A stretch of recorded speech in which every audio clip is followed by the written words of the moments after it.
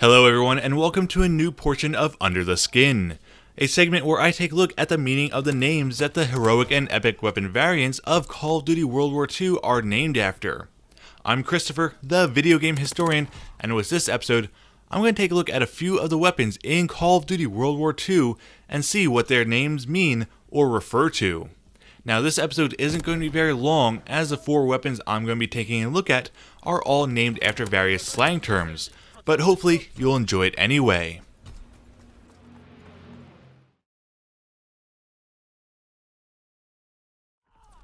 The first weapon variant is the trigger-happy variant for the Waffe 28. This one is a pretty simple and pretty self-explanatory reference, but essentially the term refers to anyone who is ready to react violently, whether it is shooting, ready to engage in a fight, or what have you at the slightest provocation. In World War II, it was easy for many soldiers to feel like this, ready to shoot anything that moves, from being on edge waiting for what's going to happen next. For anyone who watched Band of Brothers, it's easy to see many of the characters get, or at least feel trigger happy in episodes like Bastion and The Breaking Point due to their heightened stress levels and not knowing what's going to happen.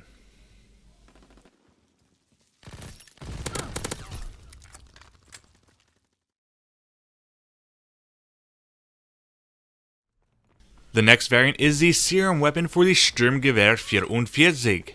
Serum is a slang term that simply means intoxicating beverages like alcohol and any sort of liquor, though it could have a second meaning in terms of true serum. At the time in the 1930s and 40s, many doctors, especially those in the military, were testing the application of a true serum to soldiers, as they believed that the drugs sodium amytal and sodium pentothal could help soldiers suffering from traumatic memory loss or aphasia to talk about their experiences easier. These drugs were already being used as surgical anesthetics, but quickly became viable in psychiatric consultations.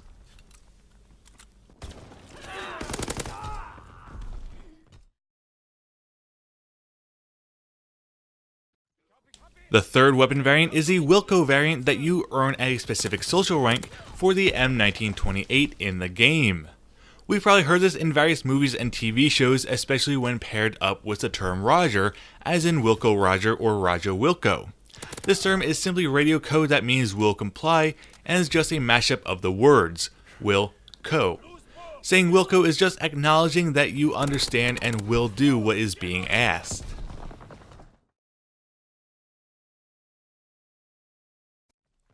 Finally, the last variant for this episode is the Jawbreaker variant for the M1941 rifle. The term Jawbreaker is a reference to the nickname soldiers gave army biscuits in the military.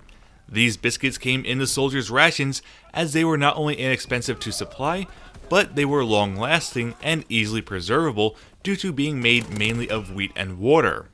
While this term was popular in World War II, it was also used in the First World War, and in fact, different armies had their own nicknames for these biscuits.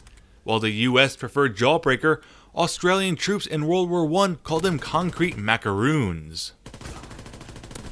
That's all for this first episode.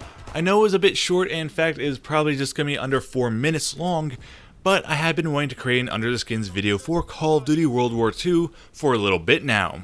I don't know how often I will update this portion of the series, as I'm rarely on Call of Duty and don't have that many heroic or epic weapon variants, but I will do my best, so stay tuned, and hopefully you enjoyed this first Call of Duty focused episode. If you did, please like the video, subscribe to my channel, and leave your comments down below. Don't forget to follow me on social media, Wiz, Facebook, and Twitter, and until next time I will see you for the Call of Duty.